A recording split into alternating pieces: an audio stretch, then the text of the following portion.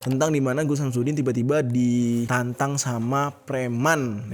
Yang dimana di tengah-tengah acara tiba-tiba James Randi keluar dan tampil juga di acara itu tanpa sepengetahuan James Hydrick. Yo geng, tekan tombol subscribe geng. Hey yo, what's good? Welcome back to Kamar Jerry.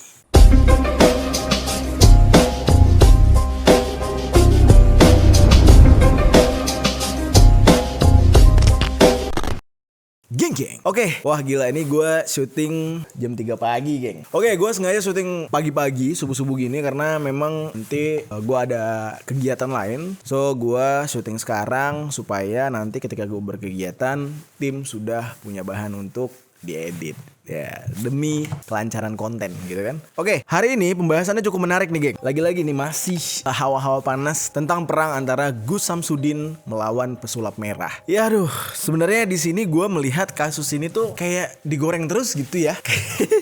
Kocaknya gini, kan si Gus Samsudin ini udah di Jakarta nih, ya kan? Tapi kalau kabar dari pesulap merah tidak ada yang menghubungi si pesulap merahnya. Maksudnya dari si pesulap merahnya tuh secara terbuka kalau memang Gus Samsudin mau pembuktian, silakan hubungi gitu ya. Tapi di lain sisi gue juga bertanya-tanya, kalau memang pesulap merah pengen banget gitu ya Gus Samsudin itu melakukan pembuktian, kenapa nggak hubungin aja langsung gitu ke Gus Samsudinnya, atau sekalian ya minta perantara kali ya. Kayak kemarin kan Gus Samsudin tuh diundang sama Trans TV apa Trans 7 gitu ya. Ya mungkin Marcel bisa minta perantara ke pihak stasiun televisi untuk dipertemukan gitu ya di stasiun televisi terus langsung pembuktian. Tapi nggak tahu deh, ya mungkin memang dengan berlarutnya kasus ini ya menambah tontonan juga buat kalian, dan hari ini gue juga ada pembahasan gitu ya.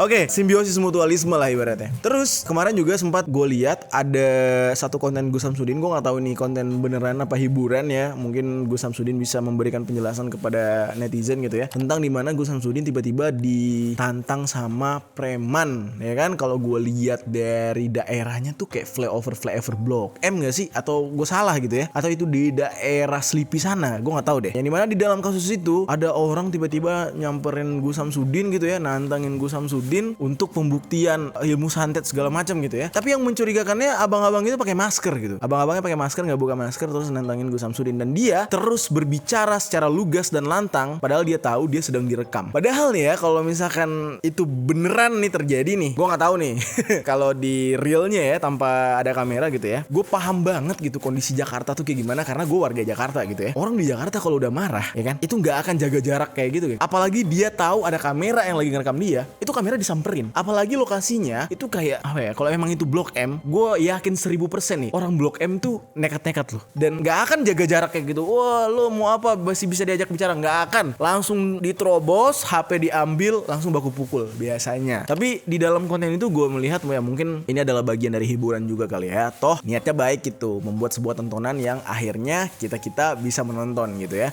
Tapi ya itu tadi, kalau memang itu hiburan bukan real, kayaknya pemahaman orang luar tentang warga Jakarta yang di underground gitu tuh salah. Orang Jakarta nggak akan sebanyak ngomong itu. Serius deh, lo kalau misalkan ke terminal terus lo ke tempat-tempat yang agak-agak pinggiran, orang Jakarta tuh bukan tipikal yang ngomong terus selesai kayak gitu terus tiba-tiba adu ilmu gitu kan. Nggak, ngomong 2 kali lo disamperin, biasanya kayak gitu. Dan ini bukan berarti menciptakan stigma oh berarti Jakarta tidak ramah, enggak. Tapi yang gue katakan adalah kalau lo berada di jalanan Jakarta alias di street Jakarta atau undergroundnya Jakarta, lu jangan macam-macam, serius. Karena ya mau dari manapun ya kita ya, kalau gue kan dari Aceh nih, terus juga kayak Gus Samsudin dari Jawa, pokoknya dari manapun asal kita, kalau udah nyampe Jakarta, di sini memang ini adalah tanah Betawi. Tapi perlu kita ingat, di Jakarta ini berkumpul semua suku yang saling tidak peduli lo asal dari mana. Yang penting kalau gue udah gak suka, gue cobain lo dulu, urusan kalah menang belakang. Itulah kehidupan Jakarta. So, yang ditampilkan di video itu, gue jujur aja nih, gue pas nontonnya, ya Allah, semoga dia bikin disclaimer kalau ini hiburan ya Allah.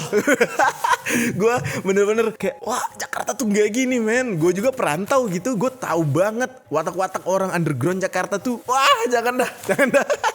Jangan disetting yang seolah-olah kayak di sinetron. Enggak, orang Jakarta tuh gak kayak di sinetron. Serius deh, serius. Kalau ramah tuh ramah banget. Kalau lu mau dihancurin tuh lu hancur banget. Dan itu adalah kehidupan Jakarta. Karena kenapa? Di Jakarta ini tempat berkumpulnya semua suku. Nah, ini cuman sedikit knowledge lah buat teman-teman semua. Siapa tahu kalian ada yang mau ngerantau, atau kalian mungkin mau bikin sebuah konten yang seolah-olah kalian tuh berbau-bau Jakarta gitu ya. Nah, tuh hati-hati tuh.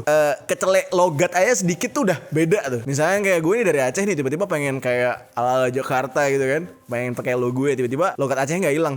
Alah lu nggak bisa kayak gitu, lu nggak bisa kayak gini. Nah itu bakal langsung ngedown gitu loh feel-nya. Karena memang ketika kita membuat sesuatu, betternya sih senatural mungkin. Apabila di setting ya lebih baik ada disclaimer-nya kalau oh ini hanya hiburan gitu. Ya saran gue sih. Tapi sejauh ini yang gue lihat dari konten Gus Samsudin, justru di situ ada edukasinya. Dimana Gus Samsudin meyakinkan kita bahwasanya kita yang percaya kepada yang Maha Esa, terkhusus buat gue dan teman-teman yang Muslim tuh percaya kepada Allah Subhanahu Wa Taala, tidak perlu takut akan santet karena kita bisa terlindungi dari hal tersebut. Nah, itulah edukasi yang ada di video Gus Samsudin. Yo, terima kasih Gus, mantap.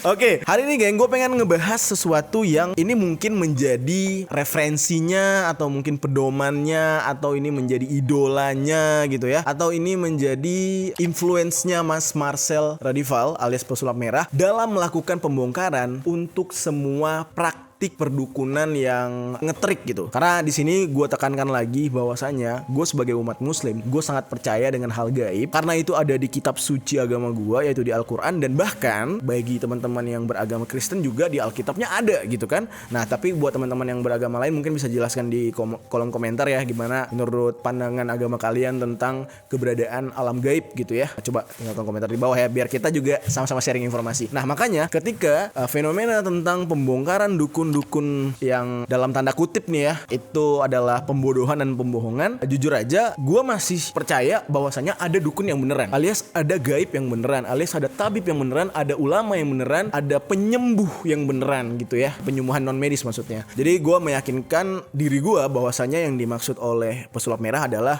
dukun-dukun yang sebenarnya dia tidak mengerti atau tidak paham dengan alam goib, dengan ilmu goib, dengan sesuatu yang non medis gitu ya, tapi justru menggunakan trik sulap untuk metode penyembuhan. Nah, mungkin itulah yang dimaksud oleh Marcel. Oke, nah hari ini kita akan membahas seseorang yang mungkin menjadi influence Mas Marcel Radival si pesulap merah untuk melaksanakan kegiatannya membongkar-bongkar dukun-dukun ini, yaitu seseorang yang bernama James Randi. Oke, langsung aja kita bahas tentang James Randi ini di sisi lain.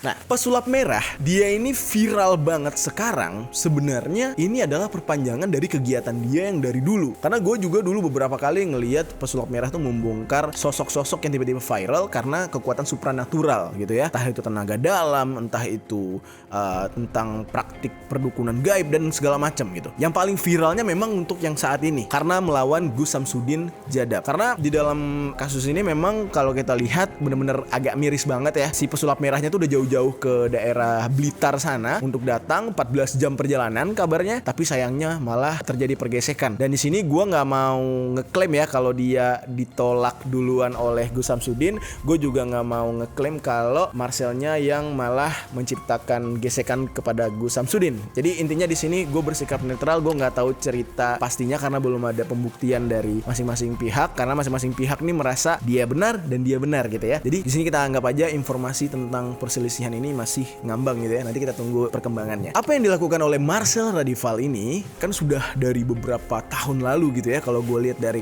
konten-kontennya. Nah, ternyata ada seseorang yang juga sama pernah melakukan hal ini dan bahkan dalam skala yang sangat-sangat besar. Orang tersebut bernama James Randi. Yang dimana dia ini adalah seseorang yang berani membongkar semua praktek paranormal, terus juga dia menantang paranormal tersebut untuk pembuktian, dan bahkan dia membuat membuat sebuah organisasi untuk hal tersebut. James Randi ini telah menulis tentang paranormal, skeptisisme, terus sejarah sulap. Dan di dalam perjalanan hidup dia untuk membongkar semua trik-trik para pengrajin alias penganut supranatural gitu ya, yang mempraktikkan supranatural, dia itu pernah menawarkan 1 juta US dollar, atau dengan kata lain itu sekitar 14 miliar rupiah atau 15 miliar rupiah ya untuk uang sekarang gitu ya. Yang dimana dia berani menantang orang-orang ini untuk mendapatkan uang ini jika mereka berhasil menunjukkan bukti kekuatan paranormal mereka atau supranatural mereka dan apapun yang berbau-bau gaib dan tidak bisa dicapai oleh akal dan logika manusia. Ini benar-benar tantangan yang rame banget waktu itu, pengen membuktikan juga. Bahkan salah satu organisasi di Indonesia pun pernah mengikuti tantangan daripada organisasi yang dibentuk oleh James Randi. Nah, sekarang kita lengkapi cerita kita dengan biografi James Randi dulu nih, geng, biar kalian tahu ya sosok yang satu ini ya.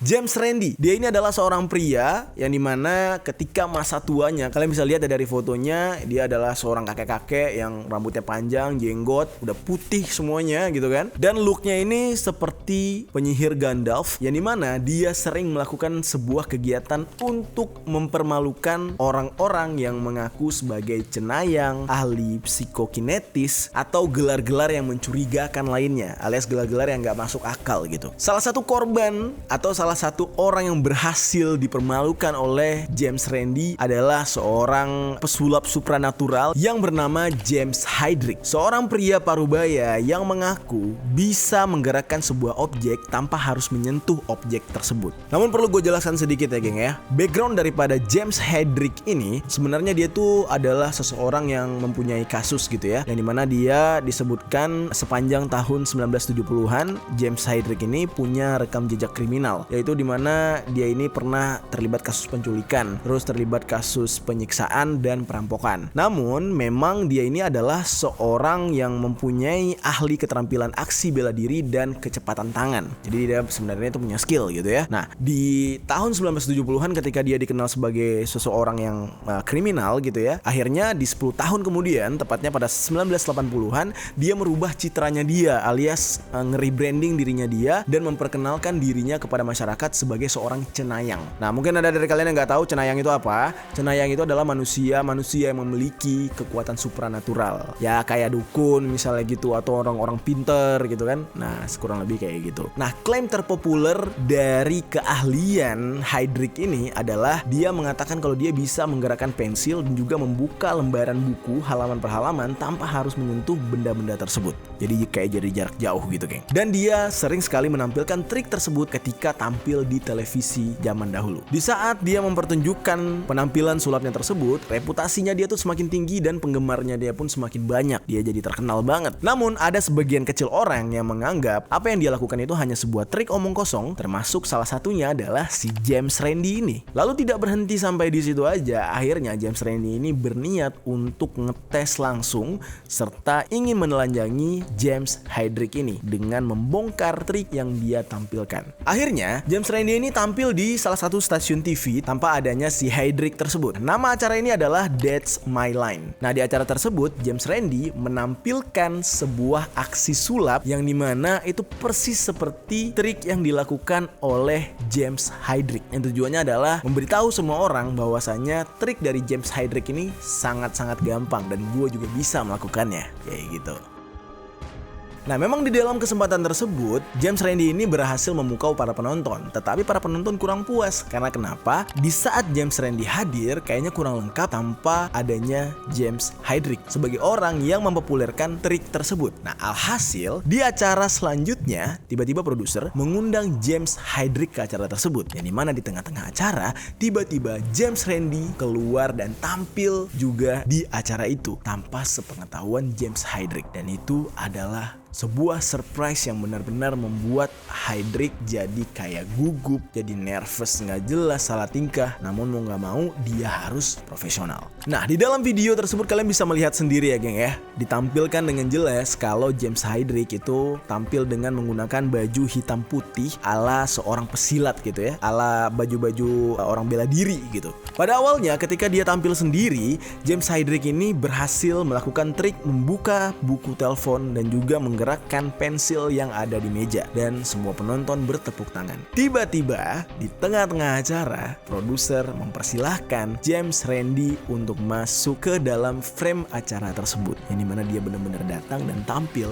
membuat Heydrich jadi kaget. Lalu di saat itu, pembawa acara mengatakan kepada Heydrich kalau James Randi hadir ke tempat tersebut membawa uang sebesar 10.000 US dollar dan akan memberikan uang tersebut kepada Heydrich jika Heydrich bisa mengulangi aksi yang dia lakukan tadi atau sulap yang dia lakukan tadi, namun dengan syarat khusus. Syaratnya adalah James Randi akan meletakkan potongan-potongan kecil styrofoam di sekitar buku telepon yang akan ditrik oleh James Heydrich. Jadi mana di saat itu yang ingin dibuktikan oleh James Randi adalah trik sulap dari James Heydrich ini hanya sebuah trik yang mempergunakan angin atau udara, yang dimana dia meyakini kalau James Heydrich ini menggunakan hembusan kecil udara dari mulut dan hidungnya sehingga buku telepon tersebut bisa bergerak dan pensil juga bisa bergerak. Kok kita pikir-pikir gokil juga ya, dia bisa membodohi semua penonton, bisa membodohi yang ada di studio dan juga di rumah gitu kan, hanya menggunakan tiupan. Jadi kayak kita goblokin anak kecil lagi ulang tahun gitu loh, tiba-tiba tiup lilinnya, tiba-tiba dari jauh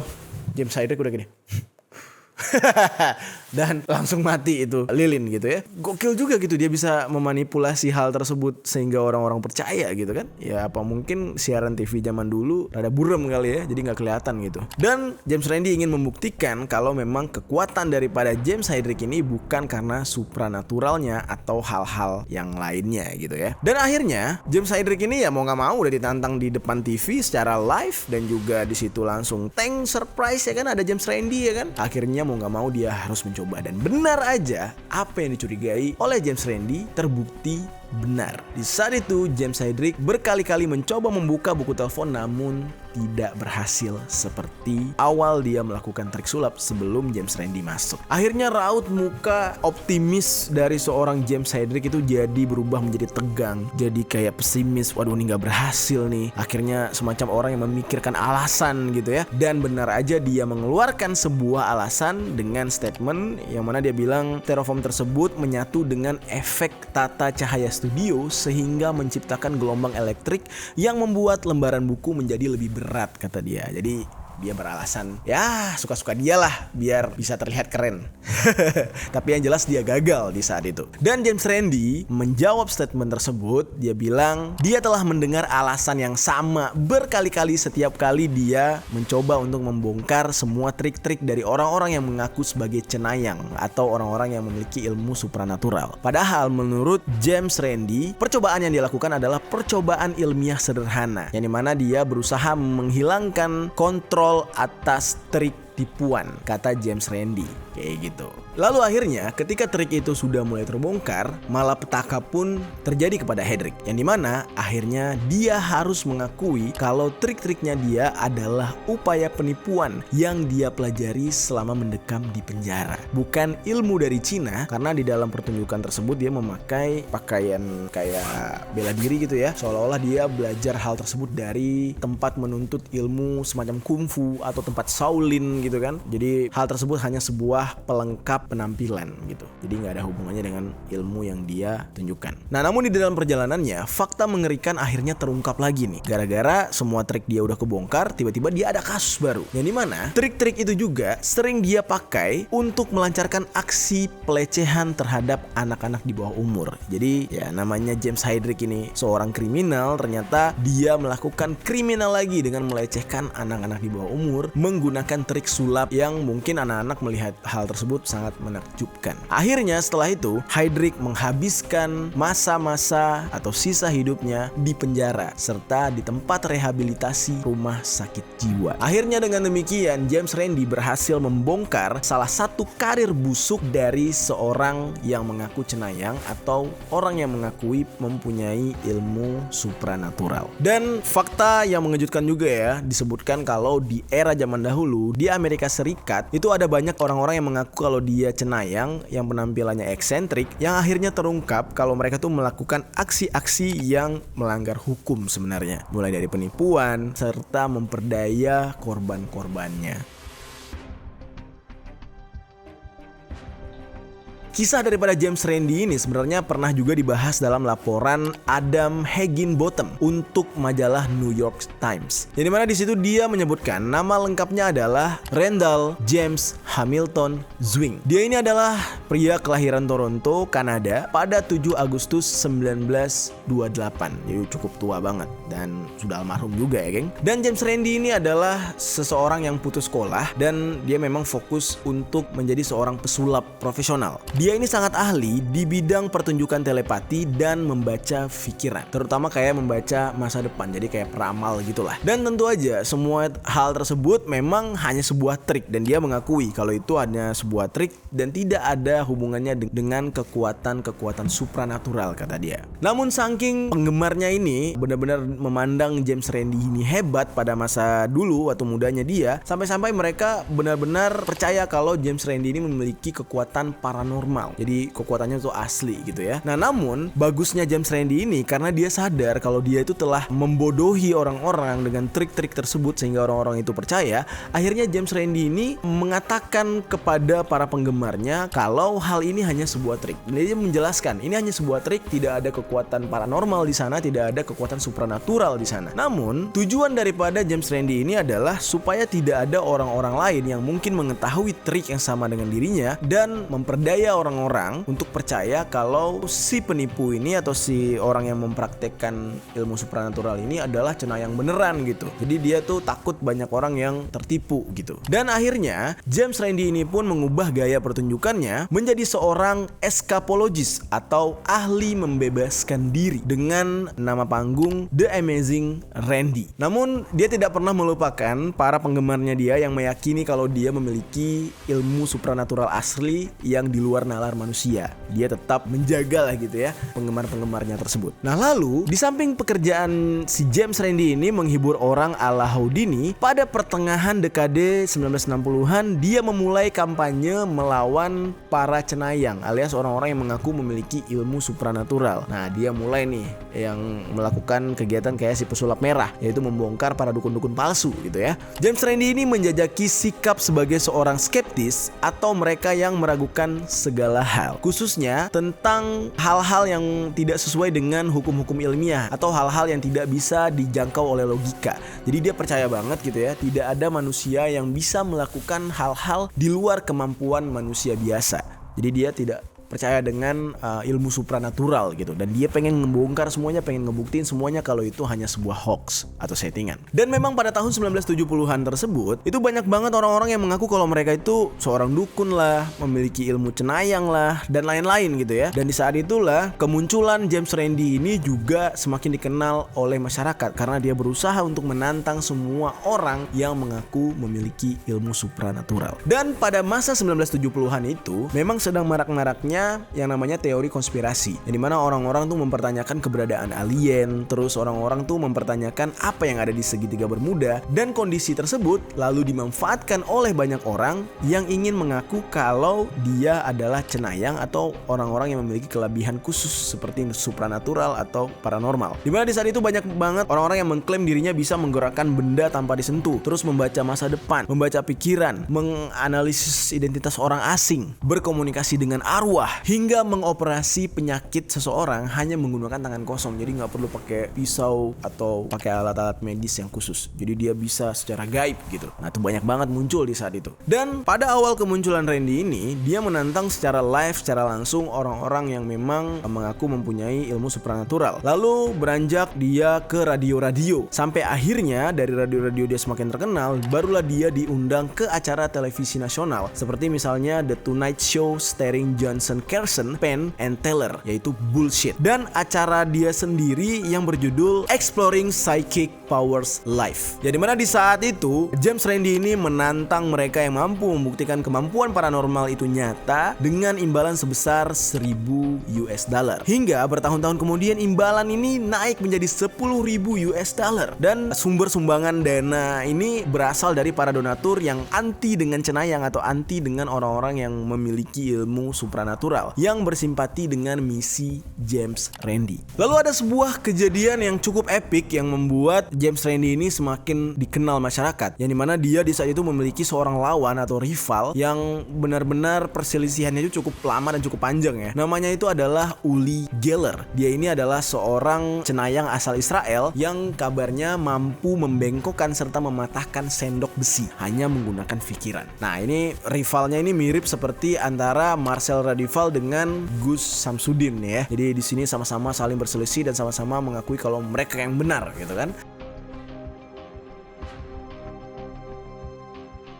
Kita kembali ke James Randi. Di dalam kasus perselisihan James Randi dengan Uli Geller ini, James Randi paham banget trik yang digunakan oleh Uli Geller ini bisa dipelajari. Dan dia mengatakan apa yang dilakukan oleh Uli Geller ini bukan karena dia menguasai ilmu psikokinetis. Karena menurut dia, trik yang dilakukan oleh Uli Geller ini adalah trik yang sudah menjadi rahasia umum di kalangan para pesulap. Jadi apa yang dia lakukan tuh ya sesuatu yang sangat mudah untuk ditiru dan dipelajari. Memang pada kenyataannya nih geng ya, Uli Geller ini punya wajah yang cukup karismatik, orangnya tampan, ganteng gitu ya. Dan Randy menilai kalau apa yang dimiliki oleh Uli Geller ini ya menjadi modal dasar untuk menguasai orang lain dan membuat orang lain terkagum-kagum. Dan kata James Randi, itulah makanya kenapa orang-orang yang mengaku cenayang ini disebut dengan penipu. Karena mereka mendapatkan kepercayaan dari para penonton yang menjadi korban, yang akhirnya kemudian mereka membodohi para korban ini dengan mudah. Nah itu statement dari James Randi. Permusuhan antara Geller dan James Randi ini adalah perang antara keyakinan supranatural melawan skeptisisme yang berlangsung cukup lama. Pada satu titik Geller ini sampai menyeret James Randi ke meja hijau atau ke persidangan gitu ya. Nah ini kasusnya mirip banget nih dengan kasus Gus Samsudin serta pesulap merah yang sekarang dimana Gus Samsudin akhirnya melaporkan kepada pihak kepolisian tentang pencemaran nama baik gitu kan. Namun di dalam kasus James Randi ini, James Randi tidak pernah terbukti bersalah.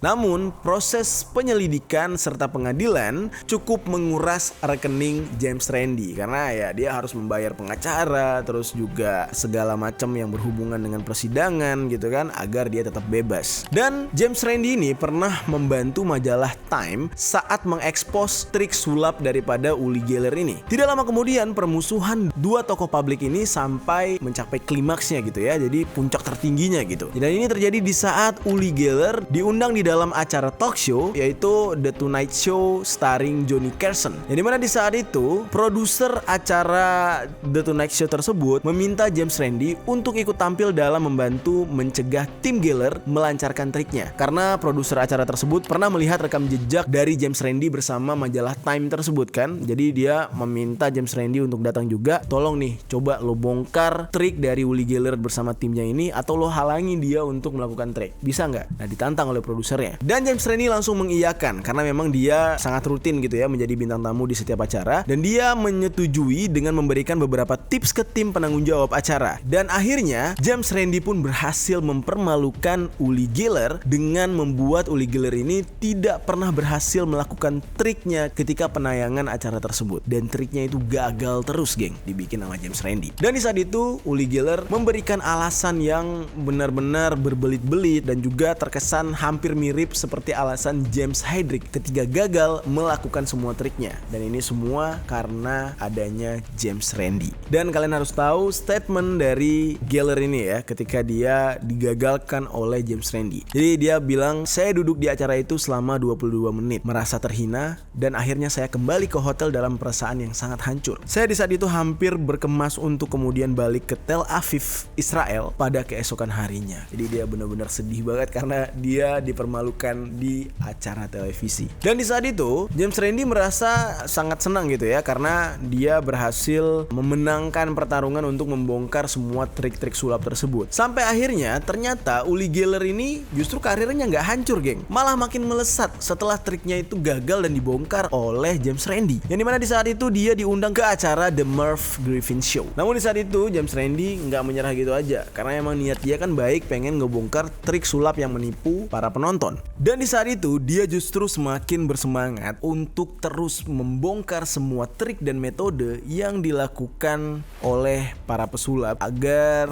apa yang dia bongkar ini semakin efektif gitu.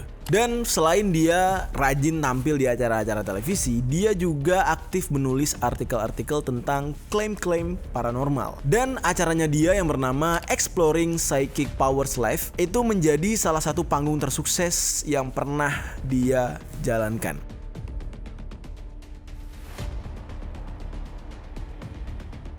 Lalu kemudian geng, pada tahun 1976, James Randi ini semakin serius untuk membongkar orang-orang yang mengaku kalau mereka itu memiliki ilmu supranatural gitu ya. Nah, yang dimana di saat itu, Randi bersama kolega skeptisnya mendirikan komite investigasi ilmiah untuk klaim paranormal. Yang dimana nama daripada perkumpulan ini disingkat dengan CSICO.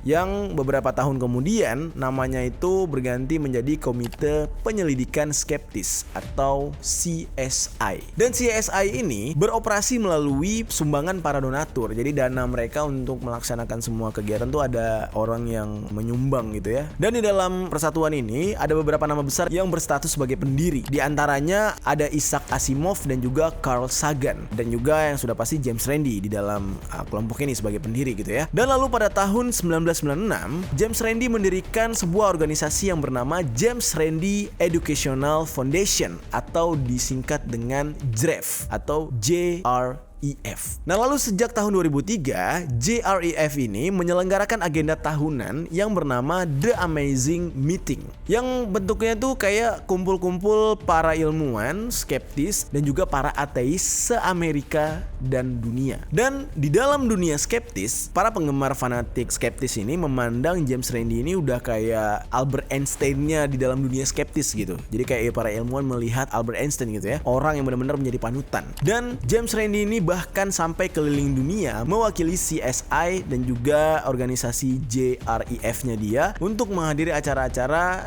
yang berbau dengan skeptis dan membongkar paranormal gitu. Dan membuat semakin banyak orang yang bergabung atau mempunyai paham skeptis ini di Amerika Serikat dan berbagai negara lainnya. Jadi banyak orang-orang yang akhirnya menentang yang namanya ilmu supranatural. Nah di Indonesia sendiri ada salah satu perguruan silat yang menerima tantangan dari JREF ini, yang dimana mereka bersedia untuk ditantang oleh JREF apabila ilmu atau kemampuan mereka itu diuji oleh pihak JREF ini dan berhasil, mereka berhak mendapatkan uang sebesar 1 juta US dollar yang sempat dijanjikan. Nama perguruan silat ini adalah Perguruan Silat Merpati Putih, yang dimana kita sudah mengenal perguruan silat yang satu ini tuh emang top banget ya, dari mulai ilmu pernafasannya, terus juga ilmu bela dirinya, dan memang salah satu perguruan silat yang cukup dikenal mulai dari Indonesia bahkan mancanegara. Dan bahkan Silat Merpati Putih menjadi salah satu bela diri resmi di berbagai institusi militer yang ada di Indonesia, karena memang perguruan silat yang satu ini memang diakui banget gitu ya. Nah lalu kapan Merpati Putih menerima tantangan daripada JREF? Nah ternyata kejadiannya itu tepat pada tanggal 7 Oktober tahun 2000, yang dimana di saat itu lokasi tempat pihak Merpati Putih mengikuti sayembara dari JREF GREF ini itu berlokasi di Salt Lake City, Amerika Serikat. Yang di saat itu Merpati Putih yang dipimpin oleh ketuanya itu mengikuti sayembara ini untuk membuktikan kepada James Randi Educational Foundation tentang ilmu tenaga dalam mereka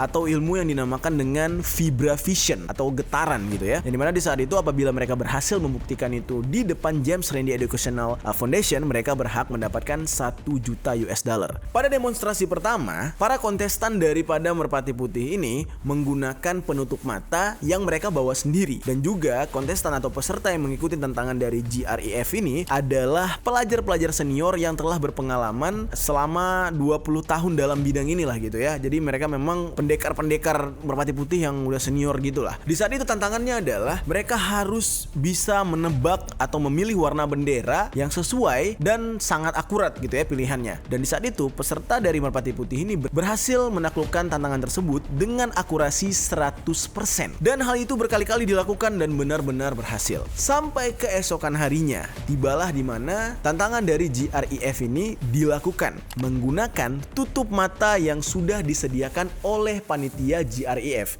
Jadi demo sebelumnya itu pihak Merpati Putih bawa tutup mata sendiri. Yang demo yang kedua justru pihak GREF yang menyediakan tutup matanya. Dan akhirnya peserta dari Merpati Putih ini pun menerima tantangan tersebut. Jadi dia langsung pakai tutup mata yang disediakan oleh panitia. Dan tiba-tiba aja akurasi dari peserta Merpati Putih ini justru turun drastis hingga mendekati 0%. Kalau yang tadi sebelumnya itu 100% gitu kan. Dia disuruh tebak warna berkali-kali berhasil.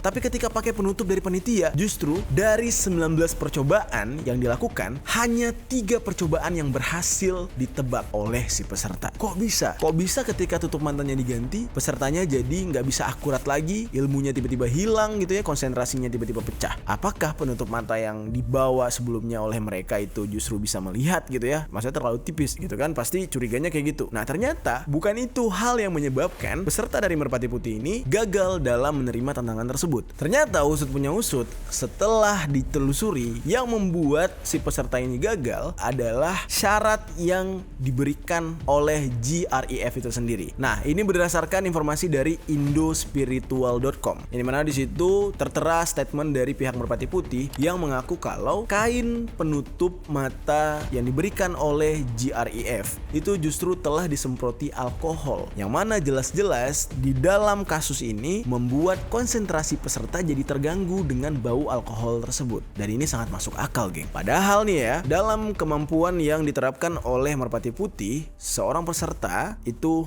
harus benar-benar mendapatkan ketenangan, kenyamanan dalam berkonsentrasi agar bisa menebak benda di dalam tantangan tersebut. Nah, jadi wajar aja. Dan juga kembali lagi, GREF ini memang tujuan dia itu adalah untuk membongkar semua trik-trik dan ilmu-ilmu, ya kan? Jadi dia pengen ngebuktiin kalau sesuatu keahlian atau kemampuan akan dapat terbongkar dan terganggu apabila adanya trigger yang lain dari mereka. Jadi sebenarnya kalau kita bilang ya ada licik-liciknya gitu ya. Jadi nggak semuanya tuh benar-benar ngebongkar, tapi lebih kepada menjebak gitu kan. Karena dari beberapa yang gue lihat ya, keilmuan Merpati Putih itu cukup terbukti. Makanya sampai perguruan yang satu ini itu dipakai oleh banyak institusi militer negara kita. Karena emang terbukti banget gitu ya kekuatan daripada silat Merpati Putih ini untuk bela diri, bahkan untuk penyembuhan. Setahu gue ya, penyembuhan, karena mereka kan melatih pernafasan. Jadi bagus banget. Nah, buat kalian yang mungkin pengen belajar atau penasaran dengan Merpati Putih, mungkin kalian bisa langsung mendaftar gitu ya. Nggak ada salahnya kita belajar bela diri dan juga ilmu pernafasan gitu kan. Kembali kepada kisah James Randi. Setelah dia mendirikan yang namanya GREF, terus juga CSI, banyak sekali praktik-praktik perdukunan atau praktik-praktik supranatural yang akhirnya terbongkar. Nah, namun di akhir hidupnya, di akhir hayatnya, James Randi ini benar-benar membuat orang-orang tuh geleng-geleng kepala ya. Yang dimana pada tanggal 21 Maret tahun 2010, James Randi akhirnya mengumumkan kalau dia itu adalah seorang homoseksual atau seorang gay. Yang dimana di saat itu dia mempunyai seorang pasangan cowok cowok gitu ya, namanya Josh Alvarez. Dan di akhir hayatnya James Randi ini meninggal pada tahun 2020, tepatnya pada tanggal 20 Oktober gitu ya, pada usia 92 tahun di kediamannya di Plantation, Florida. Jadi dia meninggal cukup tua juga umurnya. Berarti ini orang sehat banget ya, 92 tahun. Jarang banget manusia zaman sekarang mencapai umur segitu. Biasanya 70, 80 udah lemes banget tuh. Dan dia di saat itu statusnya adalah pasangan resmi sah gitu ya. Dia udah menikah dengan pasangan homoseksualnya atau pasangan gaynya dia yang bernama Josh Alvarez. Nah, itu dia geng kisah tentang James Randi, yang dimana gue yakin banget dia ini adalah salah satu influence dari pesulap merah. Tapi nggak tahu juga ya, karena gue nggak kenal juga gitu sama pesulap merah. Mungkin suatu hari nanti bisa kenalan, bisa ngobrol langsung gitu ya. Tapi untuk saat sekarang ini banyak juga nih teman-teman yang minta gue, undang dong pesulap merah, undang dong. Waduh, gue nggak berani brother gitu ya. Beliau lagi viral-viralnya nih, kalau diundang takutnya lagi sibuk gitu. Jadi gue bercerita di sini ya sebagai netizen lah gitu ya, yang memberikan komentar atas fenomena yang terjadi, yaitu pergesekan antara pesulap merah dengan Gus Samsudin. Dan sejauh ini gue masih bersikap netral, tapi ketika ada kejanggalan yang gue lihat, gue akan berkomentar di channel gue ini. Dan belakangan juga gue lihat nih ya, memang banyak banget gitu ya orang-orang yang membela pesulap merah, tapi tidak sedikit juga yang membela Gus Samsudin. Nah tapi di dalam kasus ini gue melihatnya tuh jadi kayak berantem anak kecil gak sih? Ceng-cengannya lewat postingan gitu. Gue sempat lihat gitu ya postingannya dari pesulap merah yang bilang, "Cia, ada yang ke Jakarta nih, cuaks," katanya gitu kan. Dia kayak lawakan komika gitu kan. Dan gue melihat hal tersebut kocak banget gitu ya. Dan juga Gus Samsudin yang membuat statement kalau pesulap merah di-backingin sama Om Deddy katanya gitu ya, nyari-nyari bantuan Om Deddy. Padahal mah kagak gitu ya. Kalau gue lihat sih plotnya ya, setiap ada yang viral pasti masuk ke Om Deddy gitu. Bukan berarti Om Deddy nge-backingin juga, belum tentu gitu kan. Ya di sini kalau gue lihat justru kayak makin lama tuh makin membesar ya, bukan makin mengerucut, bukan makin selesai gitu. Jadi masalahnya justru berlarut-larut. Ya semoga lah, kita doakan semoga masalah ini cepat kelar. Dan juga gue pengen banget dan penasaran banget dengan pembuktian dari Gus Samsudin. Yang gue anehnya adalah Gus Samsudin datang ke Trans TV gitu ya, memberikan statement kalau yang dilakukan itu bukan pembohongan. Dia bilang ya dia mendoakan, bukan mengobati katanya gitu kan. Tapi yang gue bingungnya adalah segitu banyaknya orang menertawakan Chris Petir dan juga Kelapa Bolong gitu ya, kenapa hal tersebut tidak pernah dibahas oleh Gus Samsudin? Nah itu gue aneh banget tuh. Kenapa Chris Petirnya kagak dibawa ke Trans TV, sama Kelapa Bolongnya kagak dibawa ke Trans TV? Ngapain pembuktian tentang orang gaib lah apa gitu ya? Itu aja tuh yang jadi bahan tertawaan sekarang tuh ya, yang katanya Chris Petirnya beli dari Shopee. Nah kenapa kagak dikeluarin tuh Chris gitu, tunjukin gitu ke orang-orang, nih lihat kagak ada tombol, dan ini bahkan bisa keluar petir gitu ya. Bahkan petirnya itu menyambar seperti menara listrik milik Tesla gitu kan. Nikola Tesla tuh punya tuh menara listrik gratis yang katanya itu bisa membuat listrik statis yang menyebar dan bisa kita lihat gitu kan. Chrisnya Gus Samsudin kayak gitu. Nah kenapa kagak dibawa gitu, pembuktian langsung Gus, daripada statement terus dan juga meminta Marcel ketemu untuk pembuktian yang macam-macam. Gue cuma penasaran Chrisnya doang gitu ya, sama Kelapa Bolong gitu. Gimana tuh? Ya semoga nanti suatu hari Gus Samsudin memberikan statement tentang Chris Petir tersebut ya. Kita tungguin aja.